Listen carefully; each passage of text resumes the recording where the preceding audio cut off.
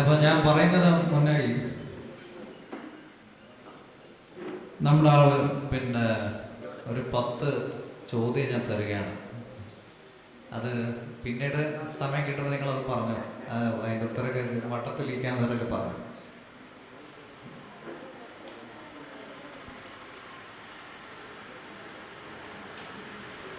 ഇത് ചോദ്യമല്ല, എൻ്റെ എഴുത്താണ്. അത് ഞാൻ ചോദ്യ രൂപത്തിൽ എൻ്റെ കവിതയാണ് ഞാൻ എഴുതാൻ. പുട്ടും കടലയുമല്ല എൻ്റെ ചോറ്, നിങ്ങൾ ഞങ്ങൾക്കറിയുന്ന കല്ലുകളെല്ലാം ഞങ്ങളുടെ മലകളാണ്. നാടുകൾ തിന്ന കാടിൻ്റെ വയറിൽ നിന്നും ഒലിച്ചത് എൻ്റെ ചോരയാണ്. ഞങ്ങളുടെ ചിരിയെ കട്ടെടുത്ത് ചിരിച്ചവരാണ് നിങ്ങൾ. എൻ്റെ മുത്തശ്ശിയുടെ മുഖച്ചുളിവുകൾ നഷ്ടപ്പെട്ടു പോയ ഭൂമിയുടെ അതിരുകളാണ്. എൻ്റെ കൊട്ടും പാട്ടുമാണ് നിങ്ങളെ തളർത്തിയ മരുന്ന്. നിങ്ങൾ വെച്ച വെടിയൊച്ചകൾ എൻ്റെ പാട്ടല്ല, നിങ്ങൾ കരഞ്ഞതാണ്. എൻ്റെ മൃഗം ഉണർന്നാൽ നിങ്ങളെല്ലാം പേടിക്കും. നിങ്ങൾ വെച്ച അതിരുകളിലെല്ലാം എൻ്റെ പേയ്കൾ കാവലുണ്ട്. നിങ്ങൾക്ക് വേണ്ടിയല്ല, എനിക്ക് വേണ്ടിയിട്ട്. നിങ്ങൾ കുത്തിയിറക്ക കുഴികളിലെല്ലാം നിങ്ങളുടെ സ്വന്തം കണ്ണുകൾ വീണ് ചത്തിട്ടുണ്ട്. നിങ്ങൾ നോക്കിയാലൊന്നും ഈ കാടും ഞാനും വാടില്ല. ഞങ്ങളുടെ കുട്ടികൾ നിങ്ങൾക്ക് താരാട്ട് പാടുന്ന ഒരു കാലം വരും. നിങ്ങൾ പറഞ്ഞതെല്ലാം വെറും നുണയാണ്. വേണമെങ്കിൽ ചോദിച്ചു നോക്കൂ. എൻ്റെ ഭാഷയിൽ നിങ്ങൾക്ക് നന്മകളാണ്, നിങ്ങളുടെ ഭാഷയിൽ ഞങ്ങൾക്ക് പിരാക്കാണ്. എൻ്റെ കാലമല്ല നിങ്ങളുടെ കാലം. മൃഗങ്ങളായിട്ടാണ് ഞങ്ങളെ നിങ്ങൾ കാണുന്നത്. ആ തോന്നൽ നല്ലതാണ്, എന്നാലേ പേടിയുണ്ടാവും. ഇതാണ് ചോദിച്ചത്. ഇതെൻ്റെ എഴുത്താണ്. ഒരുപാട് സാധനമുണ്ട് ഇത്തരത്തിലുള്ള സാധനം. അപ്പം ഞാൻ പറയുന്നതിന് മുന്നേ അത് കഴിഞ്ഞു. അപ്പം ഇനി പറയുന്നു, ഞാൻ ഗോത്രഭാഷയിൽ മലയാളത്തിൽ കവിത എഴുതിയ 2003 തൊട്ട് ഇവിടെ പഠിച്ച് 10ാം ക്ലാസ് എഴുതിക്കൊണ്ടിരിക്കും. ഈ സ്കൂളിലാണ് പഠിച്ചത്. അപ്പോൾ അത് എഴുത്തിയപ്പോൾ എഴുത്തിലേക്ക് വന്നതാണ്. അന്ന് തൊട്ട് എൻ്റെ എഴുത്തിനെ ഉപദേശിക്കാനും നീ ഇങ്ങനെ എഴുത്, അങ്ങനെ എഴുത്, ഇതാണ് നിൻ്റെ രീതി എന്ന് പറഞ്ഞതല്ല. ഞാൻ സ്വന്തമായിട്ടുണ്ടാക്കിയെടുത്താണ്. എനിക്കിങ്ങനെ പോയാൽ ശരിയാവില്ല, ഗോത്ര കവിതയിൽ ഇന്നതൊക്കെ വേണമെന്ന് പറഞ്ഞിട്ട്. ഇത് എന്നെ കൊണ്ട് ചിലപ്പോൾ ഇത് സാധിക്കും എന്നൊരു തോന്നൽ ഉണ്ടായത് കൊണ്ടാണ് ഗോത്ര കവിതയും മലയാളത്തിലേക്ക് ഞാൻ വന്നത്. ആ കവിത എടുത്ത് ഒരുപാട് വർഷത്തോളം അലഞ്ഞിട്ടുണ്ട്. ഒരു പുസ്തകമാക്കാൻ, അല്ലെങ്കിൽ ഒരു മാധ്യമത്തിൽ, പത്രമാധ്യമത്തിൽ അതൊന്ന് എന്നെ പരിചയപ്പെടുത്താം. സ്വന്തം എല്ലാ മാധ്യമത്തിലും പോയിട്ടുണ്ട്, നടന്നില്ല. എൻ്റെ സുഹൃത്ത് അജയ്ക്ക് അറിയാം ഒരുത് അതിനെക്കുറിച്ചൊക്കെ അറിയാം. അവൻ എൻ്റെ കവിത ഞാൻ എങ്ങനെ വളർത്തുന്നു എന്നൊക്കെ അവനറിയാം ഇന്ന് വരെ. അപ്പം അങ്ങനെ വന്ന ഒരാളാണ്. പക്ഷെ ഇപ്പോൾ ഞാൻ എഴുത്തിൻ്റെ ഒരു വലിയ എഴുത്തിലേക്ക് ആയിട്ടില്ല. ഒരു പകുതി, ഏകദേശം ഒരു പകുതിയിൽ എത്തിക്കൊണ്ടിരിക്കുന്നു. അവിടെ എത്തിയപ്പോൾ പലരും പറയാറുണ്ട്, സുകുമാര നീ എന്നും ഈ കാടും ആദിവാസികളെ കുറിച്ച് എഴുതാൻ മതിയോ? നിന്റെ ഗോത്രത്തിൽ എത്ര പേര് കളക്ടറും മന്ത്രിയും വിമാനം പറപ്പിക്കുന്നവർ, ട്രെയിൻ ഓടിക്കുന്നവരൊക്കെ ഉണ്ടായിട്ടുണ്ട്. ഇതൊക്കെ നല്ല കാര്യമല്ലേ, എനിക്ക് അവരെ കുറിച്ച് എഴുതിയാൽ പോരെ എന്ന് പറഞ്ഞു. അപ്പോൾ ഈ എഴുതിയാളുടെ അടുത്ത് പറഞ്ഞു, അവർ കളക്ടർ ജോലി അവർ ചെയ്തോട്ടെ, വിമാനം ഓടിക്കോട്ടെ. എൻ്റെ മനുഷ്യർക്ക് ഈ വിമാനത്തിൻ്റെ കവിത അവർക്കറിയില്ല, അവരത് പഠിച്ചില്ല, അതിൻ്റെ ആവശ്യകതയില്ല. കളക്ടറിനെ കുറിച്ച് കവിത എഴുതിയിട്ട് കാര്യമില്ല. അവർക്ക് എഴുതേണ്ടത് അവരുടെ സ്വന്തമായ അവർ കണ്ടെത്തി വന്ന ഒരു ജീവിത മാർഗമുണ്ട്.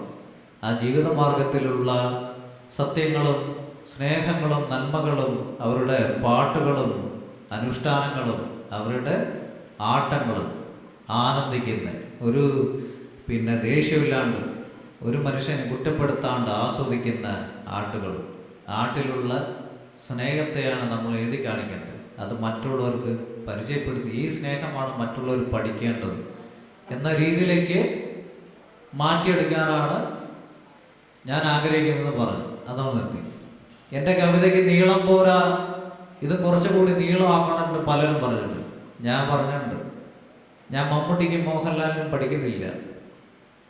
ഞാൻ എഴുതുന്ന കവിത ചിലപ്പോൾ ചെറുതായിരിക്കും, വലുതായിരിക്കും. ചെറുതാണെങ്കിൽ ചെറുത്, അതവിടെ ഇരുന്നോട്ടെ, അത്രയും മതി എന്ന് പറഞ്ഞ് ഒഴിവാക്കിയിട്ടു. അപ്പോൾ ഇങ്ങനെയാണ് ഞാൻ കവിതയിലേക്ക് വന്നത്.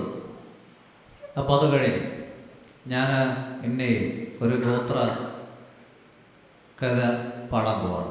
അത് നിങ്ങൾക്ക് ഏതു രീതിയിലും എടുക്കാം, പാട്ടായും കവിതയായിട്ടും എടുക്കാം. അത് കഴിഞ്ഞിട്ട് ബാക്കി ഗോത്ര കവിതകളിലെ കാര്യങ്ങളൊക്കെ എടുക്കാം.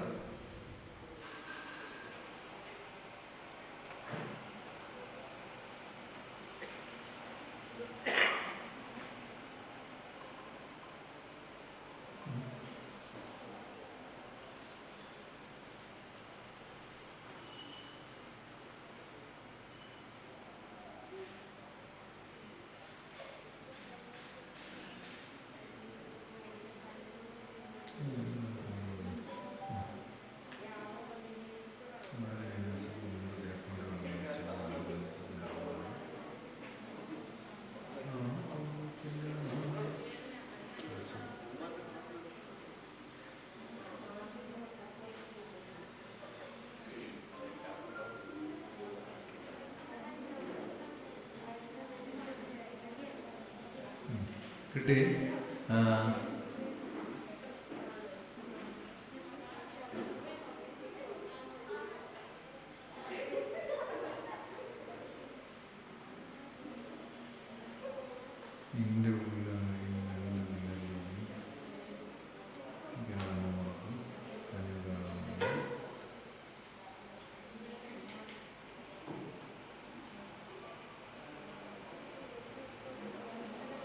കിട്ടി. കവിത അല്ല, ഇത് ചൊല്ലാൻ പോകണം. നീയു തந்த മാവു കാട് വെയിലു പൂന്ത ചൊരിയനേ പച്ചപ്പെട്ട കാടു മാന്നു കഥ കഥ കഥ കമ്പളമേ കഥ കഥ കഥ കമ്പളമേ കഥ കഥ കഥ കമ്പളമേ. എവിടെ വാളാനോ ഏറബരി പോണു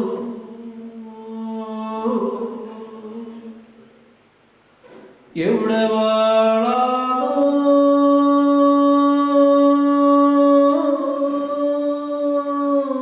ഏറബരി പോണു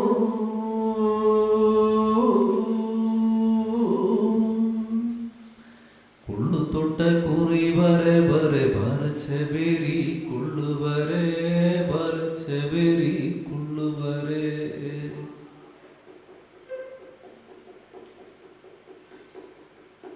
ആ പൂവ പല്ലമാരെ ഈ മര പല്ലമാരെ താത്തെ വന്നവ കാടി കാട് പൊടിച്ചര പേരേ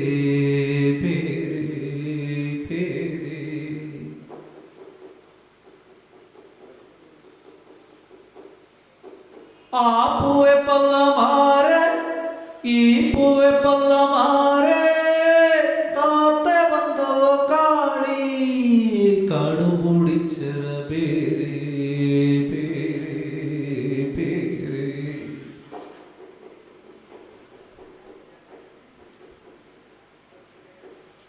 ചൂ ചൂ ചൂച്ചബാ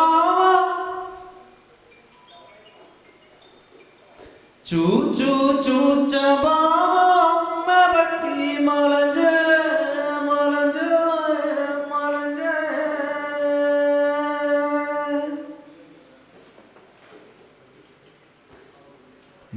पट्टेरु कुंडा मैं बट्टी मलंचे मलंचे मलंचे മാറുന്നെന്റുമോ മാറിയെന്റുമോ കാളനെന്റുമോ കാളിയെന്റുമോ മാറുന്നെന്റുമോ മാറിയെന്റുമോ കാളിയെന്റുമോ കാളിയെന്റുമോ പേമ്പിയെന്റുമോ ചേമ്പനെന്റുമോ മാച്ചിയെന്റുമോ മാറുന്നെന്റുമോ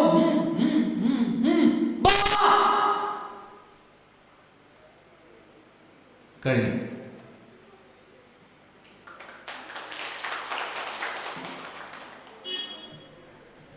ഇതാണ്. പിന്നെ ഞാൻ പുറത്തിറങ്ങിയില്ല, എങ്ങനെ വെച്ചേക്കാണ്, ഇപ്പോഴാണ് പുറത്തിറങ്ങിയത് നിങ്ങൾ പറഞ്ഞപ്പോൾ. അപ്പം ഇതിൽ എന്തൊക്കെയാണ് പറഞ്ഞിരിക്കുന്നത് പറഞ്ഞത്, നമ്മൾ ഈ കഥയിലെ മൊത്തം റാവളരുടെ ഒരു അനുഷ്ഠാനം ഉണ്ട്. അത് പറഞ്ഞിട്ടുണ്ട്, കരച്ചിലാണ് അതിൻ്റെ ഉള്ള അവസാനം കരച്ചിലുണ്ട്. അത് കരയണ്ടെന്ന് വെച്ചിട്ടാണ് ഞാൻ ഒഴിവാക്കിയത്, അല്ല ഞാൻ കരയുന്നത്. പാടി പറയുന്ന വരിയും കൂടിയുണ്ട്, ഒഴിവാക്കി. ഇത് അനുഷ്ഠാനമുണ്ട്. പിന്നെ അതിൻ്റെ ഉള്ളിൽ ഗോത്രങ്ങളുടെ റാവളരുടെ പേരുകളുണ്ട്, പഴയ പേരുകൾ. അവരുടെ മരത്തിന് പേര് വരട്ടിട്ടുണ്ട്. അതാണ് ഞാൻ പറഞ്ഞത്. ആ പുഴ മാരയായിരുന്നു, ഈ മരം മാരനായിരുന്നു, ഈ മരം മാരനായിരുന്നു.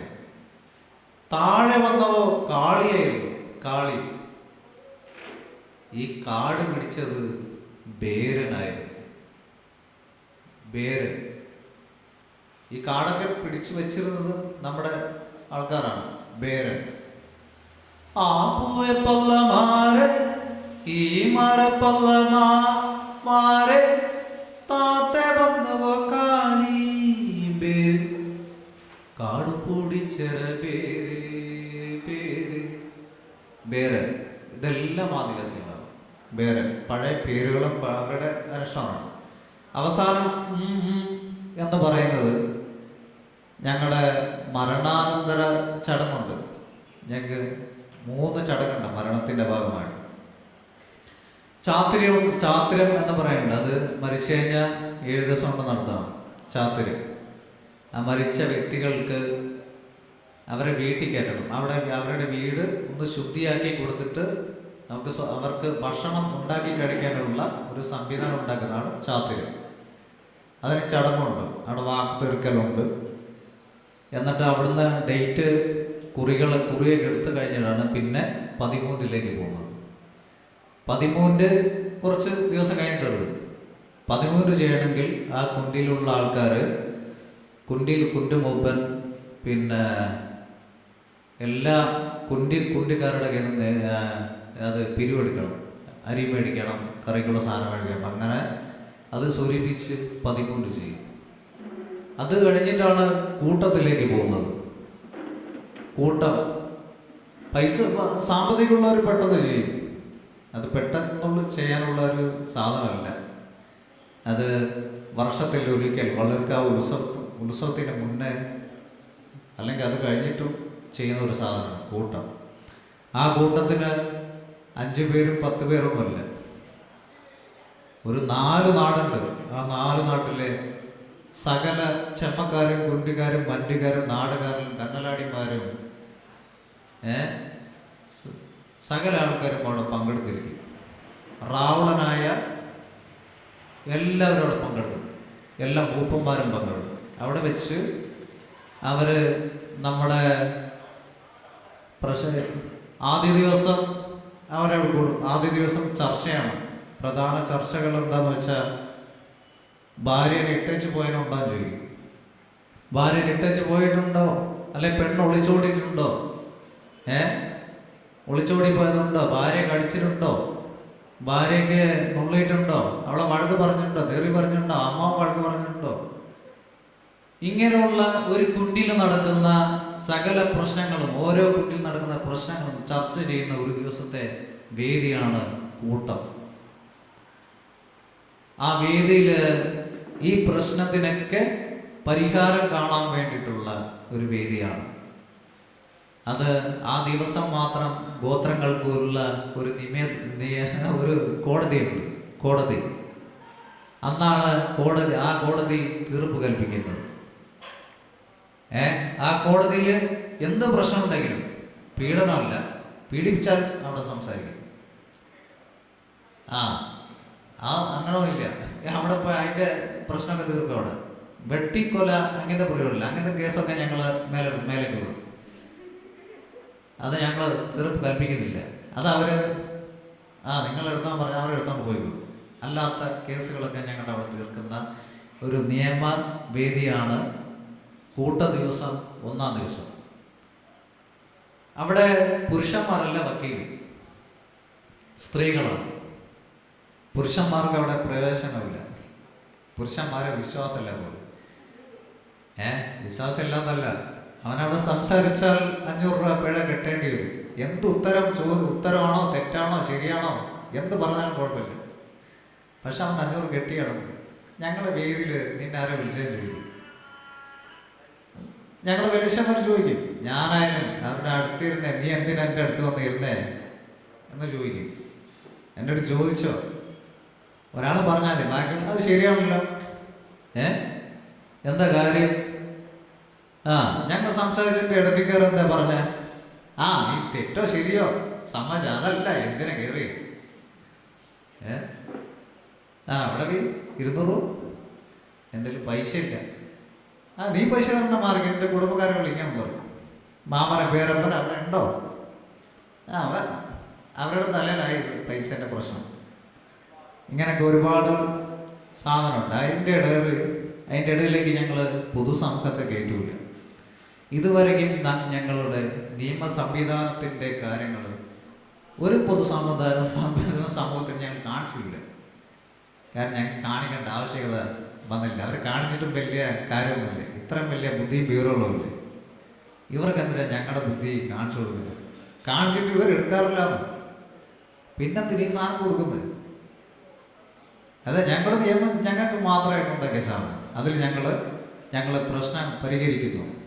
ഒരു വിധവയെ പോലും ഞങ്ങളവിടെ വെക്കും.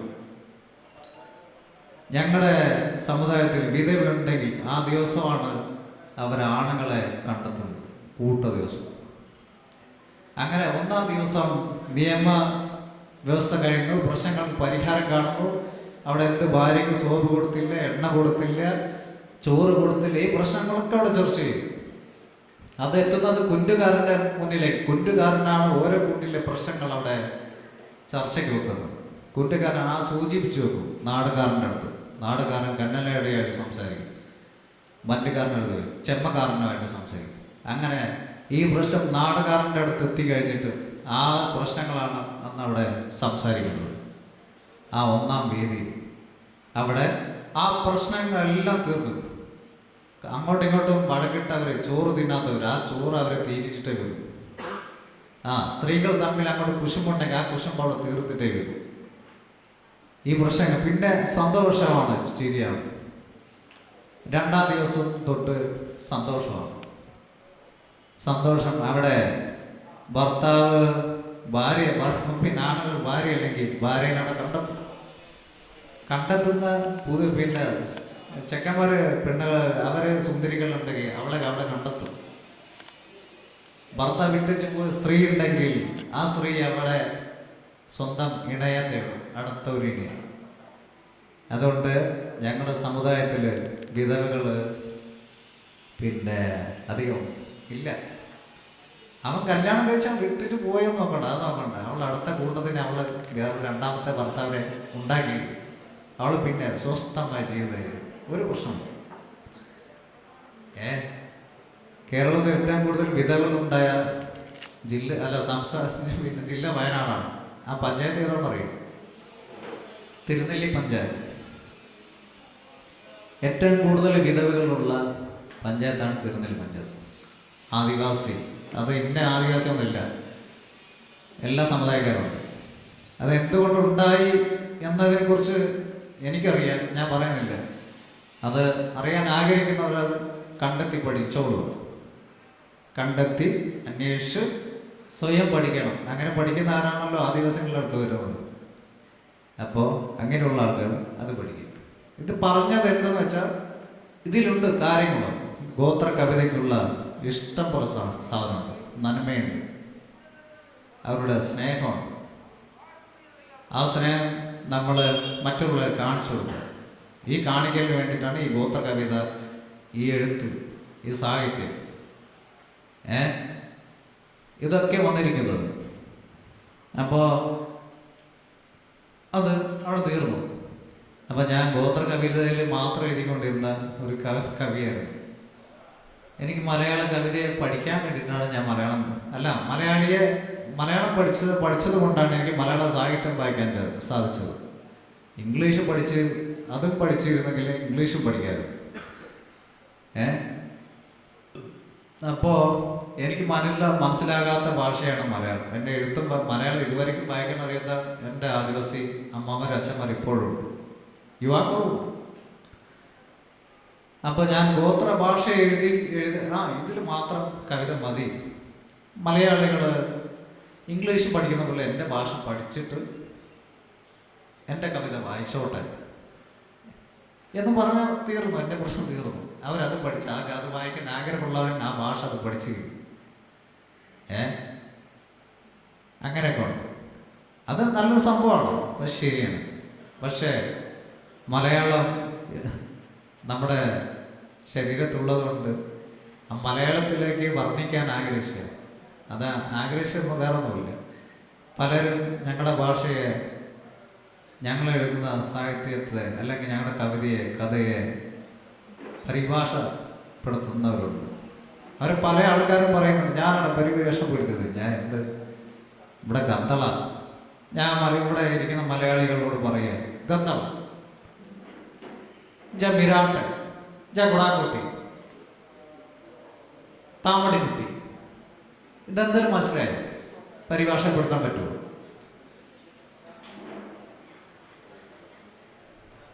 ഒന്നും പറ്റില്ലല്ലോ, മനസ്സിലായല്ലോ. കേരളത്തിൽ ആർക്കും പരിചയപ്പെടുത്താൻ സാധിക്കില്ല എന്നല്ല പറയുന്നത്. പക്ഷെ അങ്ങനെ ഞാനത് ചെയ്തെന്ന് ആരും പറയാൻ പാടില്ല. അതിൻ്റെ ഒരു ഭാഗമായിട്ടാണ് ഞാൻ ഈ കവിത മലയാളത്തിലേക്ക് പരിഭാഷപ്പെടുത്തുന്നത്. അത് വൃത്തിയായിട്ട് ഞാൻ ചെയ്യുന്നുണ്ട്. എനിക്കറിയാം മലയാളം പരിഭാഷ എഴുതാനും അറിയാം എന്നൊരു രീതിയിലേക്ക് ഞാൻ വന്നത്. അതെൻ്റെ ആവശ്യകതയാണ്. അപ്പോൾ ഇങ്ങനെ വരാൻ വേണ്ടിയാണ് ഗോത്ര ഇതിലേക്ക് വന്നത്. ഞാനൊരു കവിത ചൊല്ലിയിട്ട് നമ്മുടെ പ്രിയപ്പെട്ട കവികളുണ്ട്, അവരെക്കുറിച്ച് പറയാനുണ്ട്.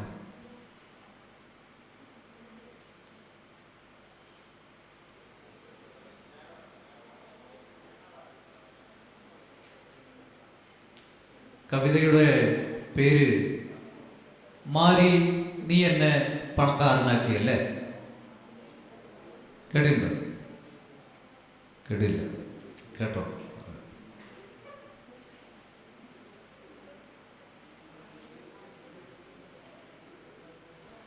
മാരി നീ എന്നെ പണക്കാരനാക്കിയല്ലേ. ആരോഗ്യ കേന്ദ്രത്തേക്ക് പോയി തിരിച്ചു വന്നേക്ക് 150 രൂപ. ആരോഗ്യ കേന്ദ്രത്തേക്ക് പോയി തിരിച്ചു വന്നേ 150 രൂപ. ജില്ലാ ആശുപത്രിക്ക് പോയി തിരിച്ചു വന്നേ 500 രൂപ. റേച്ച കടക്ക് പോയി തിരിച്ചു വന്നേ 150 രൂപ. ബേജ പൂരിപ്പിച്ച് കൂടെ പോവാന്നെങ്കിൽ ആഴ്ചക്ക് 4500 രൂപ.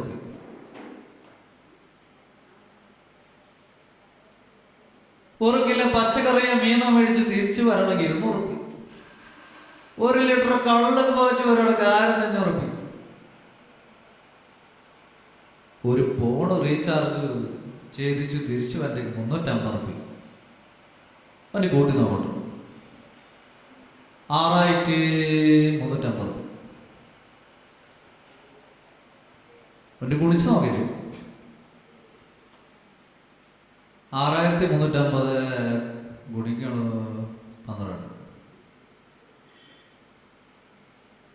76,200 വാർഷിക വരുമാനം 76,200 ഇപ്പിയാ പരുവ മാരേ നീ എന്നെ പണക്കാരനാക്കുന്നതാ. ഇതാണ് കവിത. എൻ്റെ മലയാളം പരിഭാഷ പറയട്ടെ.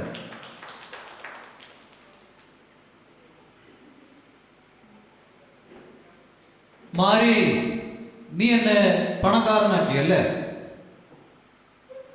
ആരോഗ്യ കേന്ദ്രത്തിൽ പോയി തിരിച്ചു വരുന്നതിന് 150 രൂപ, ജില്ലാ ആശുപത്രിയിൽ പോയി തിരിച്ചു വരുന്നതിന് 500 രൂപ, റേഷൻ കടയിൽ പോയി തിരിച്ചു വരുന്നതിന് 150 രൂപ. ഒരു അപേക്ഷ പൂരിപ്പിച്ചിട്ട് മേടിക്കാൻ വേണ്ടി ഒരാഴ്ച ഓടി നടന്ന 4000 രൂപ. 1 കിലോ പച്ചക്കറിയോ മീനോ വാങ്ങിയിട്ട് തിരിച്ചു വരണം 200 രൂപ. 1 ലിറ്റർ മദ്യം വാങ്ങിയിട്ട് തിരിച്ചു വരുന്ന 1500 രൂപ. ഒരു ഫോൺ റീചാർജ് ചെയ്തിട്ട് തിരിച്ചു വരുന്നത് 350 രൂപ. ഒന്ന് കൂട്ടി നോക്കട്ടെ, 6,350 രൂപ. ഒന്ന് കുടിച്ചു നോക്കട്ടെ, 6,350 × 12 76,200 രൂപ. വാർഷിക വരുമാനം 76,200 രൂപ. എൻ്റെ അമ്മ മാരി നീ എന്നെ പണക്കാരനാക്കിയല്ലേ? ഇതാണ് കവിത. ഇത് എൻ്റെ ഒരു ഇത് എഴുതിയതാണ്. വന്നിട്ടുണ്ട്, മാസികയിലൊക്കെ വന്നിട്ടുണ്ട്. ഒരുപാട് നല്ല അഭിപ്രായം കിട്ടിയൊരു കവിത. രസമാണ്. ഞാനാണ് പറയുന്നത്, പുറത്തുള്ളൊരു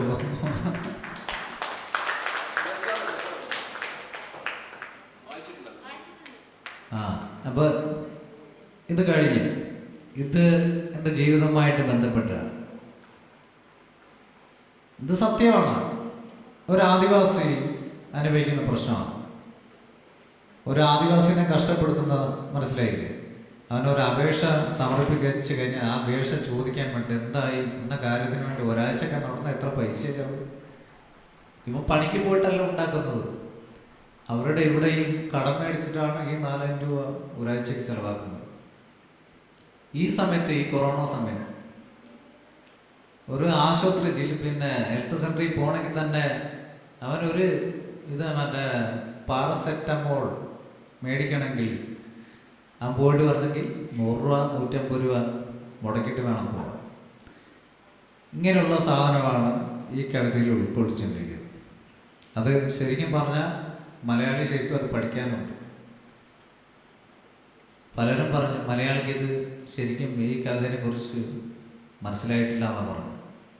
അതങ്ങനെ തന്നെ ഇരിക്കട്ടെ. എന്തായാലും എനിക്ക് മനസ്സിലായി സംഭവിച്ചു. അപ്പോൾ ഇത് പറയാൻ കാരണം എന്താണെന്ന് വെച്ചാൽ,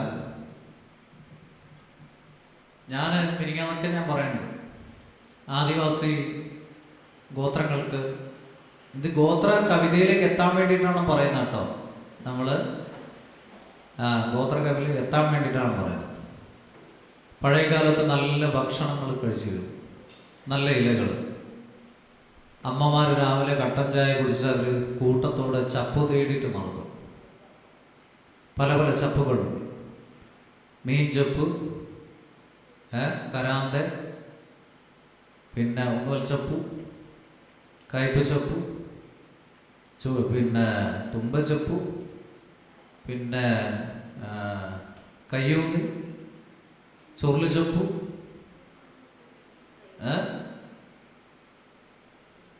ഇതൊക്കെ കൊണ്ടുവരും.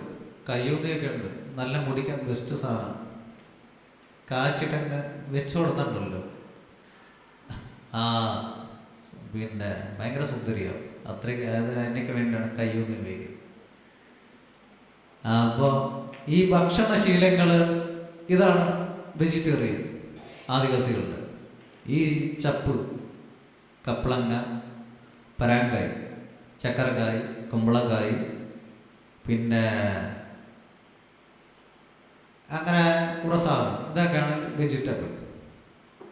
പിന്നെ മാംസങ്ങൾ, ഞണ്ട്, നെണ്ടു, നെവേഞ്ചി, കക്ക, പിന്നെ ആമ, മുയലു, പന്തി, കടാമ, പോകള്, അങ്ങനെ ഒരുപാട് സാധനമുണ്ട്. ഭക്ഷണം. ഈ ഭക്ഷണം ഇന്നത്തെ കാലത്ത് നമ്മുടെ പുതിയ ഗോത്രങ്ങൾക്കൊന്നും തിന്നാൻ സാധിച്ചിട്ടില്ല. പഴയ ആൾക്കാരൊക്കെ തിന്നുന്നുണ്ട്. ഇന്ന് ഞങ്ങളതിനെ തൊട്ടുപോയാൽ അല്ലെങ്കിൽ അതിനെ പിടിച്ചു പോയാൽ ഞങ്ങളെന്ന് എവിടെ കിടക്കുന്നറിയോ? മലയാളി ഫോറസ്റ്റുകാരുടെ ഇടിയും തിന്ന് അവിടുത്തെ ഉണ്ടയും തിന്ന് ഞങ്ങൾ തുപ്പണ്ടി വരും. എന്തായിരുന്നു അത്? ചോര, കഫം, ക്ഷയം, ഇതൊക്കെ അനുഭവിക്കേണ്ടി വരും. അതിന് വേണ്ടിയിട്ടാണ് ഞാൻ ഈ താടി വെച്ചേക്കുന്നത്. എനിക്ക് സ്വന്തമായ ഒരു കാടില്ല. ഈ കാട്ടിൽ പേനുവരുണ്ട്. അവരിവിടെയാണ് താമസിക്കുന്നത്. ഇപ്പം അവർക്കൊരു താരയുണ്ട്, പേൻ താര. അപ്പോൾ ഇടയ്ക്കിടയ്ക്ക് അവർ കുളിക്കാനും പിന്നെ കുത്താനൊക്കെ പന്നിയും ഇറങ്ങി വരും. അതാണ് ഞാൻ ഇടയ്ക്കിടയ്ക്ക് ഇങ്ങനെ ആക്കുന്നത്. അപ്പോൾ അതിന് ഇവരുടെ അടി കൊള്ളാണ്ടിരിക്കാൻ വേണ്ടിയിട്ടാണ് ഞാൻ കവിതയിലൂടെ എൻ്റെ പിന്നെ ആൾക്കാർക്ക് പന്നീനെ കാണിക്കുന്നുണ്ട്, മാനിനെ കാണിക്കുന്നുണ്ട്, ആമേനെ, മുയലിനെ, ഞണ്ടിനെ, ചപ്പിനെ എല്ലാം കാണിക്കുന്നുണ്ട്. എൻ്റെ കവിതയിൽ ഞാൻ പാകം ചെയ്യുന്നുണ്ട്, അതിൻ്റെ മണം അറിയുന്നുണ്ട്, അതിൻ്റെ രുചി അറിയുന്നുണ്ട്, അത് ഞാൻ തിന്നുന്നുണ്ട്. ആ തിന്ന് ഞാൻ സന്തോഷിക്കാറുണ്ട്. എൻ്റെ കവിതയിലൂടെയാണ് എനിക്കിപ്പോൾ കാട്ടിലുള്ള മൃഗത്തെ കാണാൻ പറ്റില്ല, അതിന് പിടിക്കാൻ പറ്റില്ല, അതിന് മുറിച്ചെടുക്കുന്നത് കാണാൻ പറ്റുന്നത്. അതുകൊണ്ടെന്ന് പിന്നെ പീസാക്കിയിട്ട് എൻ്റെ പിള്ളേർക്കും അമ്മമാർക്കും എല്ലാവർക്കും ഞാൻ ഉണ്ടാക്കി വിളമ്പി കൊടുക്കാൻ സാധിക്കുന്നത്. അങ്ങനെ ഞാൻ സന്തോഷിക്കുന്നു. അതവിടെ കഴിയും. അപ്പോൾ കേരളത്തിൽ ഗോത്ര കവിതകൾ എഴുതുന്ന ഒരുപാട് കവികളുണ്ട്. അതിൽ പ്രധാനപ്പെട്ട ഒരു കവിയാണ് പ്രിയപ്പെട്ട അശോകൻ മറയൂർ. അദ്ദേഹം കാടുടുത്ത കവിയാണ്. കാടിനെ ഉടുത്തു വെച്ചിരിക്കുന്ന ആ കവിയുടെ വേഷം കാടാണ്. അവൻ പുറത്തേക്ക് ഇറങ്ങി കഴിഞ്ഞാൽ മാത്രം ആ കടം അവൻ്റെ വസ്ത്രം അവിടെ അഴിച്ചു വെക്കും. അവൻ്റെ വീട്ടിലേക്ക് കയറുന്ന അതിരിൽ എന്നിട്ടാണ് പുറത്തേക്ക് പോകുന്നത്. പുറത്തുള്ള മനുഷ്യൻ്റെ സ്വഭാവവും അവനെ പോലുള്ള നടത്തവും അവനെ പോലുള്ള ജീവിതവും അവൻ കഴിക്കുന്നത് പോലെയുള്ള ഭക്ഷണം കഴിക്കാനും ഇതൊക്കെ അവൻ്റെ അതിരിൽ വെച്ചിട്ട് മാറ്റി വയ്ക്കുന്നു. അവൻ്റെ തനത് ഭക്ഷണശീലങ്ങളെ മാറ്റി വെച്ചിട്ടാണ് പുതിയതിലേക്ക് കിടക്കുന്നത്. അതേപോലെ അവൻ തിരിച്ചു വരുമ്പോൾ ആ അതിര് വെച്ചിരിക്കുന്ന സ്ഥലത്ത് നിന്നും അവൻ ആ കാട്ടുവസ്ത്രത്തെ വീണ്ടും പണിഞ്ഞിട്ടാണ് അവൻ്റെ ഊരിലേക്ക്, അത്രയും മനുഷ്യന്മാരുടെ ഇടയിലേക്ക് നടക്കുന്നത്. അപ്പോൾ അവൻ്റെ പുറത്തുള്ള ഭക്ഷണശീലങ്ങൾ, ആ സ്വഭാവങ്ങൾ, ആ നടത്തങ്ങൾ, ആ സംസാരങ്ങൾ അതെല്ലാം മാറ്റി വെക്കും. അവൻ്റെ ആ സത്യത്തിൽ അവൻ്റെ ഗോത്ര ജീവിതത്തിൻ്റെ അഴിച്ചു വെച്ചിട്ട് പോയി അവൻ്റെ ബാക്കിയുള്ള സകല മന്ത്രങ്ങളും അനുഷ്ഠാനങ്ങളും അവൻ്റെ ശരീരത്തിലേക്ക് പിന്നെയും ആവാഹിച്ചു വെക്കും. അവനത് കളയാൻ ആഗ്രഹമില്ല, ഒരിക്കലും കളയുകയുമില്ല. അതാണ് ഞാൻ പറയുന്നത്. കാടിൻ്റെ കറ എന്നെ വിട്ട് പോവുകയുമില്ല, ഞാനൊട്ടും കളയുകയുമില്ല. അതൊരു വലിയൊരു കവിതയാണ്. കവിത ഇവിടെ ഉണ്ട്, ഞാൻ സമയം കിട്ടിയിട്ടുണ്ട്. അപ്പോൾ അങ്ങനെയുള്ളൊരു കവിയാണ് അശോകൻ മറയൂർ. ഡി അനിൽകുമാർ പ്രിയപ്പെട്ട കടലിൻ്റെ കവിയാണ്. അദ്ദേഹത്തെ നമ്മൾ പഠിക്കണം. അദ്ദേഹത്തിൻ്റെ അവിയങ്കൂര വായിക്കണം, കടപ്പറ പാസെ വായിക്കണം. അവിയങ്കൂര വായിച്ചിട്ട് കരയാൻ പാടില്ല. അത്രയ്ക്ക് സാധനമുണ്ട്. അവൻ കരഞ്ഞിട്ടൊക്കെ ആയിരിക്കും ഉണ്ടാക്കി വെച്ചത്. അത് അനുഭവിച്ചത് കൊണ്ടാണ് ഡി അനിൽകുമാർ അവിയങ്കൂർ എന്ന കവിത ഉണ്ടാക്കി വെച്ചിരിക്കുന്നത്. അത് വായിക്കണം. പിന്നെ ഉള്ളത് ധന്യ വെങ്ങച്ചേരി, ഭയങ്കര കവിയാണ്. ഭയങ്കര എന്നപ്പോ ഒരു രക്ഷയില്ല. അവൾ നുള്ളിയാലുണ്ടല്ലോ, തിരിച്ചാ നുള്ളിൻ്റെ ഡബിൾ ഇരട്ടി അവൾ അത്രയ്ക്കുള്ള നല്ല വരികൾ കൊണ്ടുവരും. അതാണ് കറുത്തരാമൻ. വല്ലാത്തൊരു കവിതയാണ് കറുത്തരാമൻ. ധന്യ അത് മാത്രമല്ല ധന്യ ചെയ്തുകൊണ്ടിരിക്കുന്നത്. അവളുടെ മാവിലൻ ഗോത്രത്തിൻ്റെ ഉള്ളറയിലേക്ക് കടന്ന് അവിടെയുള്ള ഏകദേശം ഭാഷകളെ അവർക്ക് അറിയാത്ത ഭാഷ ഉണ്ടാവും, അറിയാത്ത പിന്നെ അക്ഷരം ഉണ്ടാവും.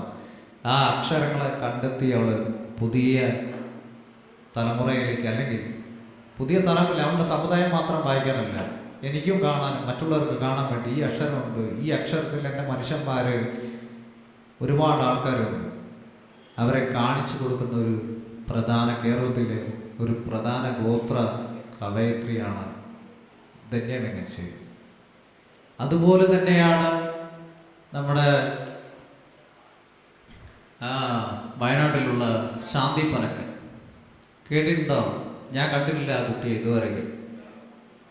3 വർഷമായി അവൾ എന്നെ കാണാൻ ആഗ്രഹിച്ചുകൊണ്ട് എന്നെ വിളിച്ചത്. പക്ഷേ ആ കുട്ടി വല്ലാതെ വലിയൊരു കവിയാണ്, ആർക്കും അറിയില്ല. കേരളത്തിൽ ധന്യയെ പോലെ അറിയപ്പെടുന്നൊരു കവിയാണ് പിന്നെ ശാന്തി പനക്കൻ. ഞാൻ ഇതുവരെ കണ്ടിട്ടില്ല, ഇന്ന് വരുന്നുണ്ട്, പരിചയപ്പെട്ടുള്ളൂ. നിങ്ങളെപ്പോലെയൊക്കെ ഉണ്ട്, പഠിക്കുന്ന ഒരു വിദ്യാർത്ഥിയാണ് അവൾ. പറഞ്ഞ് അവളെ മാറ്റിയെടുത്ത് അവളുടെ വംശത്തിലേക്ക് ഇറക്കി കൊണ്ടുവരാൻ കൊണ്ടുവരുന്നുണ്ട്. അവൾ എൻ്റെ അടുത്ത് പറയും, അല്ലെങ്കിൽ മറ്റുള്ളവർ എൻ്റെ അടുത്ത് പറയും, എൻ്റെ വീട്ടിൽ ഇങ്ങനെയൊക്കെ പ്രശ്നമാണ്, അമ്മ പണിക്ക് പോയിട്ട് വരുന്നു, ഞാൻ അപ്പോഴും പണിയെടുത്ത് തീർക്കണം, അല്ലെങ്കിൽ വഴക്കായിരിക്കും, വിറകില്ലെങ്കിൽ വഴക്കായിരിക്കും, കഞ്ഞി വെച്ചില്ലെങ്കിൽ വഴക്കായിരിക്കും. അപ്പം ഇത്തരത്തിലുള്ള കാര്യങ്ങളൊക്കെ പറഞ്ഞിട്ട് എനിക്ക് എഴുതാൻ പറ്റൂല എന്ന് പറയും. ഞാൻ പറയും, ഈ പ്രശ്നമൊക്കെ ഞാനും അനുഭവിച്ചുകൊണ്ട് ഇത്തരമുള്ള സാധനങ്ങളെ ഞാൻ എഴുതുന്നു. ഞാൻ മാത്രമല്ല, സകല എഴുത്തുകാർ ഇതൊക്കെ അനുഭവിക്കുന്നുണ്ട്. വലിയ പൈസക്കാരനാലും പൈസ ഇല്ലാത്തവനാലും ഇതൊക്കെ തന്നെയാണ് അനുഭവിക്കുന്നത്. ഭാര്യയുടെ വഴക്കുണ്ടാവും, അവൾ പറയും കറിയില്ല, ഇല്ലെങ്കിൽ ഭർത്താവിനെ വഴക്ക് പറയും, വിറകില്ലെങ്കിൽ ഭർത്താവിനെ വഴക്ക് പറയും. എഴുത്തുകാരനായിക്കോട്ടെ എന്തവനായിക്കോട്ടെ, ഇതൊക്കെ ആ സമയത്ത് അത് മാനേജ് ചെയ്തോളൂ. അവളോട് ഒന്ന് സമ്മാനിച്ചു, അല്ലെങ്കിൽ ഒരു നുള്ളി ഒന്ന് തള്ളി, എടീ ശരിയാക്കാടി, ക്ഷമിക്കും എന്നൊക്കെ പറയണ്ട. അങ്ങ് മാറുന്നൊരു 10 മിനിറ്റ് ഒക്കെ അങ്ങോട്ടും ഇങ്ങോട്ടും ഒഴിഞ്ഞ് മാറിയിട്ട് കഴിഞ്ഞ് നമുക്ക് നമ്മുടേതായ സാധനങ്ങളൊക്കെ കിട്ടും. അവളോട് സംസാരിച്ചുകൊണ്ടിരിക്കുന്നത് തന്നെ കിട്ടും. അപ്പോൾ നമ്മൾ അതൊക്കെ വൃത്തിയായി ചേർക്കുക. അങ്ങനെയാണ് ശാന്തി പനക്കൻ വന്നത്. പിന്നെ കാട്ടുനായ്ക്ക സമുദായത്തിൽ ആരുമില്ല. ഇവിടെ ഒരു കവി, എനിക്കറിയാം ഒരു കവിയെ ഇവിടെ വയനാട്ടിൽ, കാട്ടുനായ്ക്ക ഭയങ്കര കിടിലൻ കവി, രഘു സദോനമി. കേട്ടിട്ടുണ്ടോ? വിളിച്ചാലും കിട്ടൂല, റയിച്ചുമില്ല, മുടിഞ്ഞ കവിയാണ്, ഒരു രക്ഷയില്ല. അദ്ദേഹത്തിൻ്റെ വരികളൊക്കെ കേൾക്കണം. അദ്ദേഹത്തിൻ്റെ വീട്ടിൽ നിന്നൊക്കെയാണ് ഞാൻ കേരളത്തെ കരിഞ്ഞണ്ടെന്ന നാണംപെട്ട് ഇറങ്ങില്ല, ആദിവാസികളെ ഇല വെച്ച് ഡാൻസ് കളിപ്പിച്ചത്. ആ പാട്ടിറങ്ങിയ സമയത്ത് എൻ്റെ ഒരു പാട്ടിറങ്ങി, കേട്ടിട്ടുണ്ടോ? കുറുക്കുറെ എപ്രോസ്. ചീക്കല്ലൂര് പിരലിയ കല്ല് വെച്ച മുട്ടാത്തീന് കണ്ണുകണ്ണയ മലച്ചപ്പോ. കേട്ടിട്ടുണ്ടോ? കുറു കുറു കുറു കുറു കുറു കുറു കുറു മുറിച്ചില് പെണ്ണോക്കു അറേപ്പട്ടെ ബള്ളിർക്കാവ് തിറയ്ക്ക് പോണു.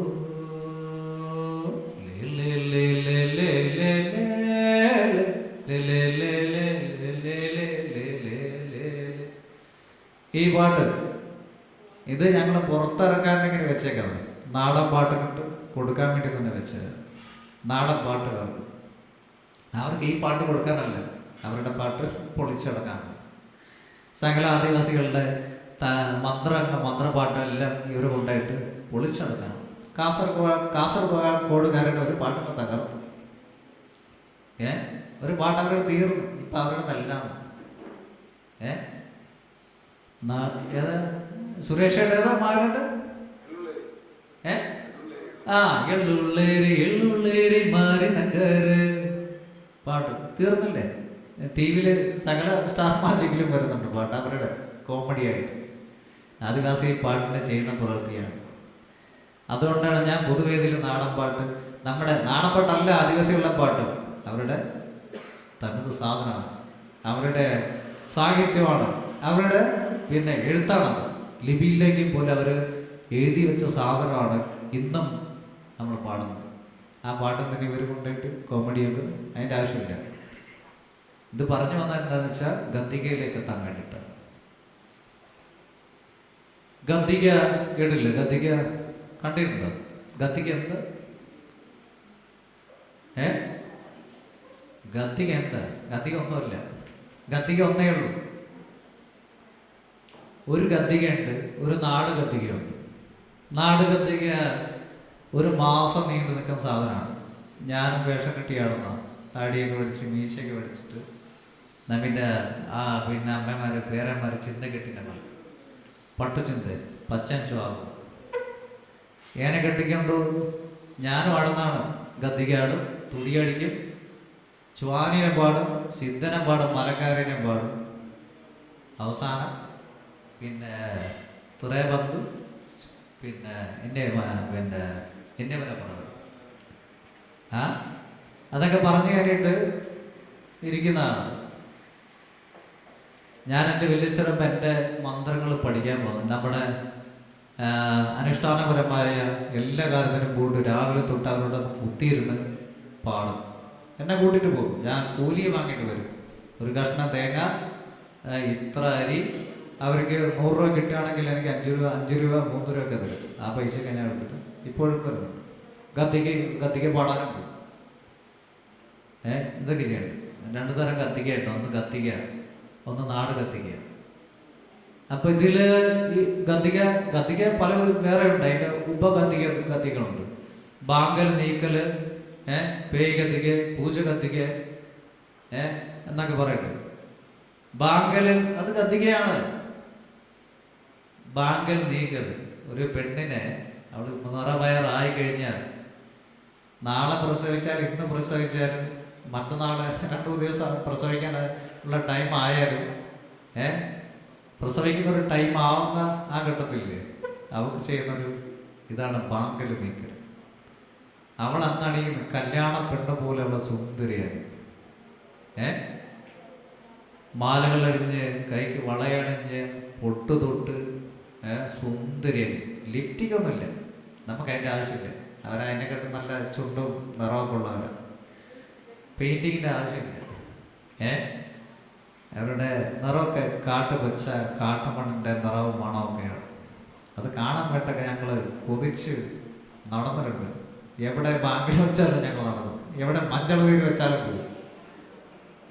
സുന്ദരികളെ കാണാം. റാവളത്തിനെ കാണാൻ പറ്റും. ഞാനൊക്കെ അലഞ്ഞ് നടന്നിട്ടുണ്ട്. എനിക്ക് ഇപ്പം പിന്നെ പറഞ്ഞു കഴിഞ്ഞാൽ എൻ്റെ ഒരു രസമാണ് ഇവരെ കാണാൻ, ആസ്വദിക്കുക. ഈ സമയത്താണ് ഇത് കിട്ടും. നമുക്ക് വേണ്ടിയിട്ടുള്ള ഉണ്ടാക്കി വെച്ച ഒരു സാധനമാണത്. ഈ സുന്ദരികളല്ല അവരെല്ലാം ഉണ്ടാക്കി വെച്ചത്. ഈ അനുഷ്ഠാനങ്ങളിൽ അവിടെ ചെല്ലുക, ഇവരെ കാണുക, ഇതൊക്കെ. ഇത് പറഞ്ഞു അതെന്താണെന്ന് അറിയോ? ആ സഭയിൽ ആ ഒരു ചടങ്ങിൽ പറഞ്ഞു കൊടുക്കുന്ന ഒരു സന്ദേശമുണ്ട്. എല്ലാവരും അവിടെ കളിയും ചിരിയും, അവരുടെ മുഖത്ത് ദേഷ്യങ്ങളില്ല, ഒരു പ്രശ്നമില്ല അവർക്ക്. കുട്ടികളായും മുതിർന്നവരായാലും വലിയ ആൾക്കാരായാലും ഒരുപോലെ അങ്ങോട്ടും ഇങ്ങോട്ടും സംസാരിക്കുന്നു, ബഹുമാനിക്കുന്നു, വലിയവരെ ബഹുമാനിക്കുന്നു. ഞങ്ങൾക്ക് ഈ തൊഴിൽ പരിപാടിയൊന്നുമില്ല. ഞങ്ങളുടെ വലിയച്ഛൻ്റെ അടുത്തും അല്ലെങ്കിൽ അച്ചപ്പന്മാരുടെ അടുത്ത് ഞങ്ങൾ അച്ചപ്പ നമസ്കാരം, ഇതിൻ്റെ പറച്ചിലൊന്നുമില്ല. ഇതൊന്നും ഞങ്ങൾ പറയുന്നില്ല. അച്ചപ്പ വന്നേ, എപ്പ വന്തി? അച്ചപ്പ നീ ഞങ്ങൾക്ക് പോകട്ടെ, അല്ലെങ്കിൽ കഞ്ചി കുടിച്ചോണ്ട് പോകും. ഇതൊക്കെയുള്ളൂ. ഇങ്ങനെ ഒരു ബഹുമാനം. അച്ചമ്മമാരെ അല്ലെങ്കിൽ അമ്മച്ചിമാരെ വന്ന് കസാര എടുത്ത് കൊടുക്കാനില്ല. എൻ്റെ വീട്ടിൽ കസാരയില്ല, കട്ടിലില്ല, ടി വി ഇല്ല, ഒരു സാധനമില്ല. ഒരടുപ്പുണ്ട്, കുറച്ച് വിറകുണ്ട്. അതിലാണ് തീ കത്തുന്നത്. അപ്പം അച്ചപ്പന്മാരൊക്കെ വരാൻ നേരത്ത് അവർക്കൊരു പായിട്ട് കൊടുത്താൽ അതാണ് ബഹുമാനം. അച്ചപ്പനല്ല, ഏതൊരു വ്യക്തി വന്ന് പായിട്ട് കൊടുക്കുന്ന ഒരു ശീലമുണ്ട്. ആ ശീലം ഇന്നും മറന്നിട്ടില്ല ഒരാൾ. അപ്പം ഇങ്ങനെയുള്ള ശീലങ്ങൾ, ഇങ്ങനെയുള്ളൊരു സാധനമുണ്ട്, സ്നേഹസമ്പന്നമായ ഒരു സാധനം. സ്ത്രീകളും പുരുഷന്മാരും എല്ലാം ഒന്നിച്ചുള്ള ഇങ്ങനെയുള്ള സന്ദേശങ്ങളൊക്കെയാണ് ആദിവാസി റാവള എല്ലാ ഗോത്രത്തിലുമുണ്ട്. എൻ്റെ ഗോത്രത്തിൽ മാത്രം എന്ന് ഞാൻ പറയുന്നില്ല, എല്ലാ ഗോത്രത്തിലുമുണ്ട്. ഇതൊക്കെ പറഞ്ഞു കൊടുക്കാൻ വേണ്ടിയിട്ടാണ് ഇത്രയുള്ള സാധനം നമ്മളെ അതിലെല്ലാം അനുസരണ, ഒരു മനുഷ്യനെ ബഹുമാനിക്കൽ, ഒരു രാജ്യത്ത് നമ്മൾ എങ്ങനെ നടക്കേണ്ടത്, എങ്ങനെ പെരുമാറേണ്ടത്, ഒരു മനുഷ്യനെ അടിക്കാൻ പാടില്ല, ദ്രോഹിക്കാൻ പാടില്ല, ഇങ്ങനെയുള്ള സകല ചിത്രങ്ങളും ഇതിൻ്റെ ഉള്ളിൽ. പക്ഷേ ഇതൊന്നും പൊതുസമൂഹത്തിന് അറിയില്ല. അവരുടെ ഒരേ ഒരു അറിവെന്നറിയോ, ആദിവാസിൻ്റെ അടുത്ത് പോവുക, ഗദ്ദിക എന്താണെന്നറിയുക, അവൻ്റെ ഭക്ഷണം ഏതൊക്കെയാണെന്നറിയുക, അവൻ്റെ അനുഷ്ഠാനം ഏതൊക്കെയറിയാം, പാടുന്ന പാട്ട് ഏതെന്നറിയുക. ഇതൊക്കെ ഒറ്റ പേപ്പറിൽ തീർത്തിട്ട് പിന്നെ ഒരു പുസ്തകമാക്കി എവിടെയെങ്കിലും സമർപ്പിച്ചിട്ട് PhD എടുക്കുക.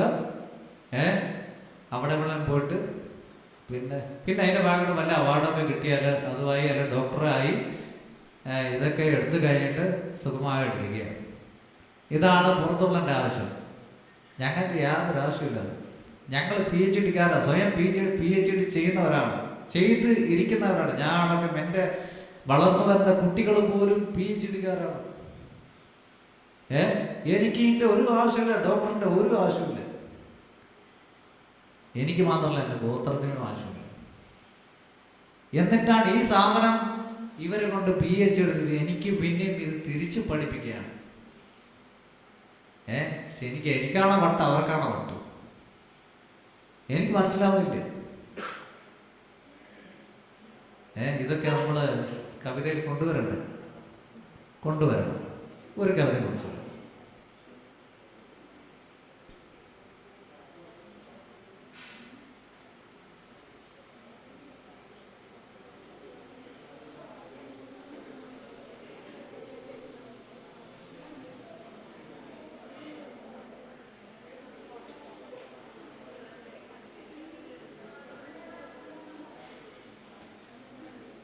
പിന്നെ കല്യാണച്ചോറ്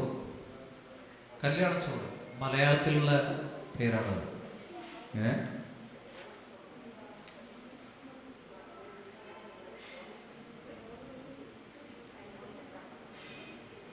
മധുവെ മംഗള നോക്കാം. ഞങ്ങളെ മധുവെ എന്ന് പറയും, മംഗള എന്ന് പറയും കല്യാണത്തിന്. മലയാളത്തിൽ പറഞ്ഞ കല്യാണത്തിൻ്റെ ഒരു വേറൊരു പദം കഞ്ഞള. ഞങ്ങൾ പറയുന്നില്ല, കഞ്ഞള എന്ന് പറയും തൃശ്ശൂരുകാരും തിരുനെല്ലി നാടുകാരുമാണ്. നമ്മുടെ പ്രധാനപ്പെട്ട നാട്ടിലെ അവരാണ്. കഞ്ഞളത്തെ മറ്റേവാണ് അവരുടെ ഒരു ശൈലി, സംസാരത്തിൻ്റെ ശൈലി വേറെയാണ്. അപ്പം ഞാൻ പറയട്ടെ, മധുവെ മംഗളം നോക്കാം.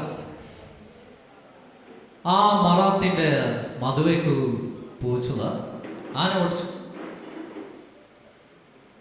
അവിടെ ഒടിക്കിൻ്റോ കിരേൻ്റോ തകാറ് ചൊണ്ടി ചരോര് പൊരോരുണ്ട് പൊട്ടിക്കൊണ്ട് പാടില്ല. അവിടെ ഒടിക്കിൻ്റോ കിരേൻ്റോ തകാറ് ചൊണ്ടി ചരോര് പൊരോരുണ്ട് പൊട്ടിക്കൊണ്ട് പാടില്ല. നാക്കോടോക്കിൻ്റെ ചിട്ടി പൊരുപോകോ ഉത്ത കൂട്ടി നീ ആരാ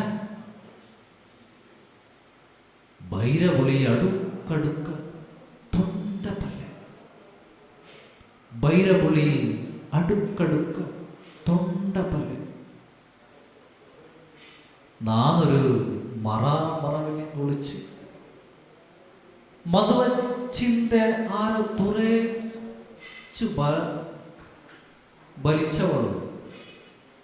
മധുവച്ചിന്ത അരേ തുറച്ചു ബലിച്ചവളു. ഏറെ കൊമ്പില് കവച്ചുളപ്പടക്ക് പൊരുവോ മറച്ചാനെ കണക്കെടുത്ത. പൊരുവോ മറച്ചാനെ കണക്കെടുത്ത. ಐರಕ್ಕೆ ಯಾವುದು ಐರಕ್ಕೆ ನೇವುದು ಹೋಗು ಚೆತ್ತಿ ഓടിനു ഓടിക്കൊടുപ്പ ഒളിച്ചെങ്കു ഒളിച്ചു കൊടുത്തു കുത്തിനേക്കു കുത്തിക്കൊടുപ്പ്, ഭാരത്തെങ്കിൽ ബന്ധിച്ചു കൊടുപ്പ്, ബന്ധയ്ക്ക് വെട്ടിക്കൊടുപ്പ്. അയ്യോ നാ ചത്തുമാടോ വേണം നാത്തിൽ പേടിച്ചതാ. തിന്നാത്തെങ്കിൽ കൊട്ട നിറച്ചുമ്പോ കൊട്ടക്കായി കുത്തി നിറച്ചു കൊടുത്ത തീറ്റി കൊടുത്ത. ആന പറയുന്നേ ബുറേച്ചൂരി പന്ത് ഉപ്പ് കൂട്ടി ബുളേച്ചു വളയച്ചു ഓടിന ഓട്ടത്തിൽ ഓരോ പളവും എന്നെ ഒളിപ്പിടിച്ചിന്ത പോയിപ്പെട്ടേ പൂവേരിക്ക് മധുമംഗല നോക്കത്തേക്ക് ഉപ്പ് കൂടിപ്പോയെന്നിട്ട് തോന്നിട്ടു. പൂവ നീന്തിന്നെങ്കിൽ കരയെത്തുവോ, കര നീന്തിന്നെങ്കിൽ വേണ്ട, പിന്നെ മാനെ ബന്ധുക്കളും. ഇതിൻ്റെ മലയാള പരിഭാഷ ഞാൻ കുറച്ച് നേരം സംസാരിക്കുന്നുണ്ട്. ഒരു ലാസ്റ്റ് ഒരു കവിതയുണ്ട്, അത് ചൊല്ലി കഴിഞ്ഞിട്ട് നമ്മുടെ പ്രോഗ്രാം അവസാനിപ്പിക്കും ആയിരിക്കും. പ്രോഗ്രാമല്ല എൻ്റെ പ്രോഗ്രാം, പിന്നെ ഞാൻ അവിടെ കേൾവിക്കാരനായിട്ട്. ഇതിൻ്റെ മലയാളം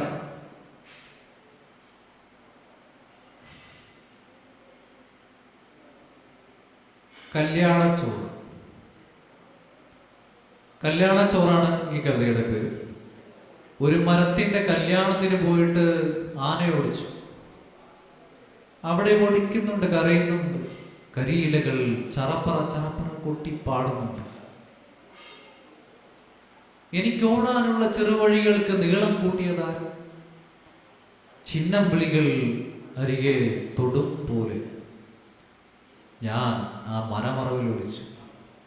കല്യാണ പൂടവ അരചുറ്റി വലിച്ചവൾ മുകൾ കൊമ്പിൽ കവച്ചിരിക്കെ വഴിമറച്ചാന കണക്കെടുത്തു. അവർക്ക് ഞാവൽ, ഇവന് ഞാറ, ഇവൾക്ക് ചെത്തിക്കായ, നിന്നവന് നിന്നു കൊടുക്കാം, ഒളിച്ചവന് ഒളിച്ചു കൊടുക്കാം, ഓടിയവന് ഓടിക്കൊടുക്കാം, കുത്തിയവന് കുത്തിക്കൊടുക്കാം, വരാത്തവന് വന്നിട്ട് കൊടുക്കാം, വന്നവന് വെട്ടിക്കൊടുക്കാം. അയ്യോ ഞാൻ ഉച്ച വെച്ചതല്ല, മനസ്സിൽ പേടിച്ചത്. തിന്നാത്തവന് കൊട്ട നിറച്ചും കൊട്ടക്കായ കുത്തിയരച്ച് തീറ്റിക്കൊടുക്കും. ആന പറയുന്നതാണ് വിറച്ച് വിറച്ച് വിറച്ച് ഉപ്പ് കൂട്ടി വളഞ്ഞു വളഞ്ഞു ഓടിയ ഓട്ടത്തിൽ ഓരോ വളവുകളും എന്നെ ഒളിപ്പിച്ചിരുന്നു. ചെന്നുപെട്ടത് പുഴയോരത്ത്. കല്യാണച്ചോറിന് ഉപ്പ് കൂടിയെന്ന് തോന്നുന്നു. പുഴ നീന്തിയാൽ കര കയറാൻ, കര നീന്തിയാൽ വേണ്ട, ചിലപ്പോൾ ആന വീണ്ടും വരും. അപ്പോൾ ഗോത്ര കവിതയുടെ ഏകദേശം സമയം തീരാറായി. ഞാൻ ഇത്രയും കാര്യങ്ങൾ പറഞ്ഞു വന്നത് ഇനി അവസാനമായിട്ട് പറയുന്നു. ഗോത്ര സമുദായത്തിന് റാവളർക്ക് ഒരു ഉൽപ്പത്തിയുണ്ട്, ഇത്തിയച്ഛനും. ഇത്തിയച്ഛനും പലരും പറയുന്നത് മേലോരച്ഛനും കിയോരത്തി എന്നും പറയുന്നുണ്ട്. അത് KJ ബേബി മാഷിൻ്റെ മാവേലി മന്റം. മാവേലി മണ്ഡ്രം വെറും തെറ്റാണ്. മണ്ഡ്രം എന്ന വാക്ക് റാവളർക്കില്ല. മലയാളത്തിൽ പറഞ്ഞു മലയാള ഭാഷയിലേക്ക് അതൊരു ഭാഷയാക്കി എൻ്റെ ഭാഷയിലേക്ക് ചേർത്തില്ല ഞാൻ. മണ്ഡ്രം. എൻ്റെ പേര് മന്റമാണ്, മാവേലി മന്റം, അങ്ങനെയാണ് പറയേണ്ടത്. അല്ലെങ്കിൽ ആ മാവേലി KJ ബേബി സാറിൻ്റെ ആ പുസ്തകം വായിച്ചിട്ട് കാര്യമില്ല. കൈപ്പാടൻ്റെ കഥ വായിച്ചിട്ട് കാര്യമില്ല. കൈപ്പാടൻ ഒരു മനുഷ്യനാണ്, വല്ലാത്ത ഒരു കാട്ടു ജീവിയാണ്. അവൻ്റെ ആ ശരീരമാണ് കാട്, ആ മണമാണ് കവിത. അങ്ങനെയുള്ളൊരു ജീവിതമാണ് റാവളൻ്റെ. അത് നമ്മുടെ ജീവിതമായിട്ട് ബന്ധപ്പെട്ട് എഴുതിയതാണ്, അതാണ് വേറൊരു വിഷയം. പക്ഷേ അത്രയ്ക്കും അദ്ദേഹത്തിൻ്റെ ഒരു പഠിച്ചെഴുതിയതാണ്. ആ പഠിത്തത്തിൽ ചെറിയ മിസ്റ്റേക്കൊക്കെ ഉണ്ട്, നമ്മൾ പറഞ്ഞിട്ടില്ല, സാരമില്ല, പോട്ടെ. അപ്പോൾ നമുക്ക് ഇത്തരത്തിലുള്ള ഒരു നമ്മുടെ റാവളർക്ക് ഒരു ഉൽപ്പത്തിയുണ്ട്, ഇത്തിയും അച്ഛനും. അവർ വന്ന വഴി എവിടെന്നറിയോ? തിരുനെല്ലി നാട് എവിടേക്ക് വന്നതാണെന്നറിയോ? ശാലികതയ്ക്ക്, പാക്കത്ത് കോട്ട. ആ കോട്ടൻ്റെ അവിടെയാണ് എൻ്റെ വീട്. പാക്കത്ത് കോട്ട പന്ത്രികാവിലാണ്ട് എൻ്റെ ജാഗ. അവരെ വന്നത് എന്നറിയോ? തിരുനെല്ലി നാട് കളഞ്ഞ് തൃശ്ശേരി, അവിടെ തൃശ്ശേരി മലേൻ്റെ മേലൊരു സ്ഥലമുണ്ട്, കല്ലിടാക്കുന്ന്. അവിടെയാണ് ഇത്തിയച്ഛൻ കല്ലിടുന്നത്.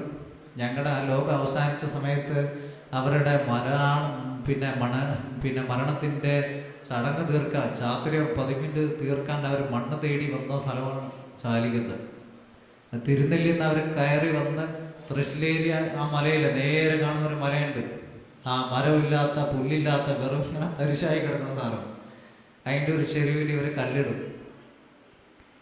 നമ്മുടെ PK കരിയച്ചൻ അദ്ദേഹത്തിൻ്റെ വീടിൻ്റെ തിണ്ണയിലിരുന്ന് കഴിഞ്ഞാൽ കാണാം ആ മല. അവിടുന്ന് കൈ ചൂണ്ടിയാൽ കാണാം ആ ചെരുവ്, ആ കുഴി കാണാം. അവിടെ ആ മലയിറങ്ങി അവർ വന്ന് തൃശ്ശിലേരി കടന്ന് ആനപ്പാറ വഴി അതിൽ വന്നവര് 55 വലിയ മലയില്ലേ, 55. പിന്നെ എൻ്റെ നാടിൻ്റെ ഒരു ചുറ്റളവാ പറയുന്നത്. ഞങ്ങൾക്ക് 4 നാടുണ്ട്. ആ നാടിൻ്റെ അതിര പറയുന്നത്. അതിര് അളന്നെടുത്തിട്ടാണ് ഞങ്ങൾക്ക് തന്നിട്ട് പോയത്. അതിരൊന്നും ഇന്നില്ല. ആ തന്ന സാധനം ഇപ്പം ഞങ്ങളുടെ കയ്യിലില്ല. ഇത് മാത്രമേ ഉള്ളൂ ഈ പറച്ചിൽ വന്ന വഴി. അപ്പം വന്നിട്ട് ഇതിൽ ആ വയനാട് ഗേറ്റിൻ്റെ അപ്പുറത്തുള്ളൊരു മലയുണ്ട്, ഫോറസ്റ്റ്, ജൈവ ഫോറസ്റ്റ്. ആ ഫോറസ്റ്റിൽ വലിയ കുന്നു കയറി അവർ പോയിട്ട് 54 കടന്ന് പനമരം പനമരം വരെ പോകും. അമേച്ചം എന്താ അമേച്ചം എന്നൊരു സ്ഥലമുണ്ട്, കറുത്ത വാവ്. അമേച്ചം എന്ന് പറഞ്ഞാൽ കറുത്ത വാവാണ്. അമേച്ചം, ഭാവിയിലെ അമേച്ചം. നമ്മൾ പണ്ട് പറയാറില്ലേ, എൻ്റെ അമേച്ചനാമോ എന്നൊക്കെയാണ് പറയണ്ടേ, മക്കാൻ്റെ പ്രാർത്ഥന കൊണ്ട എന്നൊക്കെ പറയുന്നുണ്ട്. അമേച്ചൊക്കെ പറയുന്നത് ഭയങ്കര രസമാണ്. ആദിവാസി നല്ല പഴയ ഭാഷയുണ്ട്. ഈ ഭാഷ നഷ്ടപ്പെടുത്തിയിട്ടാണ് നമ്മൾ വേറെ എന്തൊക്കെ സാധനമൊക്കെ പറയാനുള്ളത്. ഇത്ര നല്ല സുന്ദരമായ സാധനമുള്ളപ്പോൾ നമ്മൾ എന്തിനാ കഷ്ടപ്പെടും? നമുക്കിതെല്ലാം തന്നിട്ടുണ്ട്. മലയാളിക്കും എല്ലാ മനുഷ്യർക്കും എല്ലാ സാധനം കൊടുത്തിട്ടുണ്ട്. അവനത് വേണ്ട, സ്വന്തം സാധനം വേണ്ട, വേറെ എന്തൊക്കെയോ സാധനം തേടിപ്പോകും. അതിൻ്റെ വിലയും അറിയില്ല, അതിൻ്റെ നിലയും അറിയില്ല. ആ നിലയായത് കൊണ്ടാണ് ഇത്രയും വലിയ എഴുത്തുകാരും വലിയ ആൾക്കാരും ഒന്നും നമ്മുടെ അവിടേക്ക് എത്താണ്ട് പോയത്. ഒരു സ്ഥലത്തും എത്തിയിട്ടില്ല, ഞങ്ങൾ പോലും എത്തിയില്ല. ഞങ്ങളതിൻ്റെ ഒരു ശ്രമം പോലെ ഞങ്ങൾ അശോകൻ പറഞ്ഞതുപോലെ 1% പോലും ഞങ്ങളായിട്ടില്ല. അതിൻ്റെ അവിടെ തുടങ്ങിക്കൊണ്ടിരിക്കുകയാണ്. എന്നിട്ട് അവിടുന്ന് പോയി അവർ അമേച്ചം കഴിഞ്ഞ് പിന്നെ അവിടെ പോയി മാലുവയിൽ മാരച്ചൻ്റെ അവിടേക്ക്, എവിടെയാ, നീർവാരം, നടവയിലിൻ്റെ അവിടെ നീർവാരം, മാനുവയിൽ മാരച്ചൻ്റെ അവിടെ പോയി അതിലെ കറങ്ങി വന്ന് കൂടൽക്കോട് കഴിഞ്ഞ് മുട്ടങ്കര വന്ന് ചമ്മാട്ട് വഴി വന്ന് മുട്ടങ്കര മുട്ടങ്കര കരിക്കാളി കടന്ന് മുണ്ടത്തോട് കടന്ന് ചാലികത തൈതൽ പാറയിലൂടെ നടന്ന് കഞ്ചിക്കുറിയിൽ അവർ ബ്ലാഡി, ആ കുറുകണ്ടിലൊക്കെ ബ്ലാഡി നരും കളിച്ചു രസിച്ചു. ഭാര്യയും ഭർത്താവും, അച്ഛനും എത്തിയും. ഭാര്യയും ഭർത്താവും അല്ലായിരുന്നു. എല്ലാവരും പറയുന്ന അവർ ഭാര്യയും ഭർത്താവാണ്. പക്ഷെ ഭാര്യയും ഭർത്താവല്ല, അവർ ചേട്ടനും അനിയത്തിയുമാണ്. ആങ്ങളെയും പെങ്ങളെയും. അവരവിടെ കളിച്ചു, കഞ്ഞി വെച്ച് കളിച്ചു. അനിയത്തിക്ക് ചോറ് വെക്കാൻ അറിയില്ല. 2 കല്ലിൽ ചോറ് വെച്ചു. ചോറ് വെന്തുകൊണ്ടിരുന്നപ്പോൾ അവൾ അത് എടുത്ത് ചരിക്കാൻ പോയതാണ്. ചരിച്ച് കഴിഞ്ഞാൽ അവിടെ കഞ്ഞി അത് മൊത്തം മറിഞ്ഞു പോയി. അങ്ങനെയാണ് കുറുവാദ്വീപിൽ 2 കുളമുള്ളത്. കുറുവാദ്വീപിൽ കുളമുണ്ട് കാടിൻ്റെ ഉള്ളിൽ. ഞങ്ങൾ മാത്രം കാണാറുള്ളൂ, ഞങ്ങൾ മാത്രം പിന്നെ ആസ്വദിക്കാറുള്ളൂ. വേറെ ഒരു ട്രാവലർ കാണിക്കാറുമില്ല. അവരാരും അത് കാണാൻ വരുന്നുമില്ല. അവിടുന്ന് കഞ്ചിക്കുറുന്ന് ആ 2 കുറുക്ക് പിന്നെ ഇത് കഴിഞ്ഞിട്ടാണ് അവർ അവിടെ ആ പുഴ, പിന്നെ ഒരു പുഴ പിന്നെയുണ്ട് കുറുവാദ്വീപിൻ്റെ അവിടെ. ആ പുഴ കടന്ന് അവിടെ മാളി എന്ന് പറയുന്ന ആളുണ്ട്. അവർ മുങ്ങിയ പിന്നെ കുഴിയിൽ മുങ്ങിയെടുത്ത് പാക്കത്തുകൂടെ കയറി പോകുന്നൊരു ചാലുണ്ട് പുഴേൻ്റെ അവിടെ. ആ ചാല് കയറിപ്പോയി പാക്കത്ത് കൂട്ടയിൽ പോയിട്ട് മലക്കാരിൻ്റെ അവിടുത്തെ കോണിക്കനോട് അനുവാദം ചോദിക്കണം. കോണിക്ക ദൈവം ഉള്ളൂ, അവനോട് മരുമകനടുത്ത് അനുവാദം ചോദിച്ചാൽ മേലെ കയറാൻ പറ്റുള്ളൂ. കോണിക്ക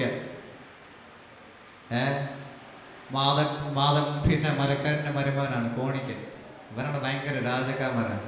സ്ഥലം അവനാണ് ഉണ്ടാക്കിയത്. പിന്നെ കുറുവാദ്വീപിൽ അപ്പുറത്തെ പുഴ, മലക്കാരിൻ്റെ അപ്പുറത്തെ പുഴ, ഇപ്പുറത്തെ പുഴ മരുമകൻ്റെ പുഴ. മുള്ളൻ്റെ മീശ മുറിച്ച് കളന്ന സ്ഥലമാണ് കുറുവാദ്വീപ്. അപ്പം ഇത് പറയുന്നത് ഇത്തരത്തിലുള്ള സാധനമുണ്ട് നമുക്ക് കവിതയിലേക്ക് കൊണ്ടുവരാം. ഞാൻ എൻ്റെ കവിതയിലേക്ക് ചെറുതും വലുതുമായിട്ടൊക്കെ ചെയ്തുകൊണ്ടിരിക്കുന്നുണ്ട്. അപ്പോൾ ബാക്കിയുള്ള ഇത്തരത്തിലുള്ള സാധനം ചെയ്യുക, അപ്പം ഞാൻ എൻ്റെ അടുത്ത കവിത ഇരിക്കുന്ന കവിതയുടെ പേര് വെളുത്താം. മലയാളത്തിലാണ് ചൊല്ലുന്നത്, മലയാള ഭാഷ ചൊല്ലുന്നില്ല, സമയമില്ല.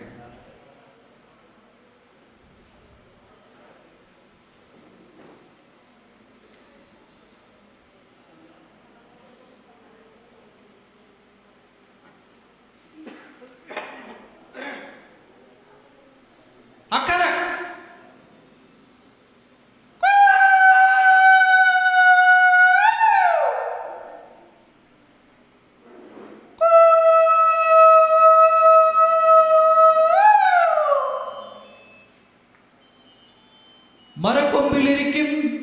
മരക്കൊമ്പിലിരുന്ന് കുളിക്കുന്ന കിളിയും ഊതിയൂതി തീ വെളുപ്പിക്കുന്ന കുഴിയാനയും മുതുകു ചിക്കി കുടയുന്ന മുള്ളം പന്നിയെ നോക്കി പല്ല് തേച്ച ചെന്നായുടെ പല്ലിനിക്കിളി. അപ്പുറം പുഴയിലെ മീനുകൾ നേരത്തെ കഞ്ഞിവെച്ചു. ആ പുഴഞ്ഞണ്ട് ഇറുക്കിറുക്കി കറിക്കരിയുന്നുണ്ട്. ഗുളുഗുളൂന്ന് മുതല വെള്ളം കൂരി. നീർക്കോമലിപ്പാമ്പ് വെള്ളത്തിൽ നടുവരയിട്ടു. ഇങ്ങോട്ട് വരണ്ട. വട്ടം കറങ്ങി മലക്കം മറിഞ്ഞ് പുഴയിൽ വീണ പൊന്മാൻ പാറച്ചൂടിലിരുന്ന് ചിത്രം വരയ്ക്കുന്നു. വട്ടം കറങ്ങി മലക്കം മറിഞ്ഞ് പുഴയിൽ വീണ പൊന്മാൻ പാറച്ചൂടിലിരുന്ന് ചിത്രം വരയ്ക്കുന്നു. സൂര്യൻ പടപടാന്ന് കുടുകുടാന്ന് മരവേട്ടക്കിറങ്ങിയ മരകൊത്തിപ്പെണ്ണിനെ ചൂളം വിളിക്കുന്ന ഒപ്പന്റെ വണ്ടിക്ക് വെടിവെച്ചു. പടപടാന്ന് കുടുകുടാന്ന് മരവേട്ടക്കിറങ്ങിയ മരകൊത്തിപ്പെണ്ണിനെ ചൂളം വിളിക്കുന്ന ഉപ്പന്റെ വണ്ടിക്ക് വെടിവെച്ചു. ചടപടാന്ന് ചറപ്പറാന്ന് ചിറകടിച്ച കൂമൻ പകലിലെ ഇരുട്ടിലൊളിച്ചു. ചടപടാന്ന് ചറപ്പറാന്ന് ചിറകടിച്ച കൂമൻ പകലിലെ ഇരുട്ടിലൊളിച്ചു. കാട്ടുകോഴിയുടെ ക്ലോ ക്ലോ ക്ലോ ക്ലോ തെറിയാട്ട ചൂടിൽ ഒരു പൂമുളിച്ചു. സൂര്യൻ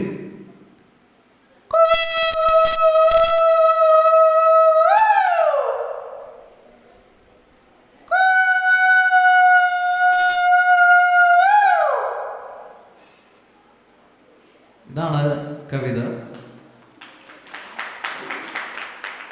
അപ്പോൾ എല്ലാവർക്കും വളരെ സന്തോഷം, സംസാരിക്കാൻ സാധിച്ചത് വളരെ സന്തോഷമുണ്ട്. എല്ലാവർക്കും എൻ്റെ സ്നേഹം അറിയിക്കും.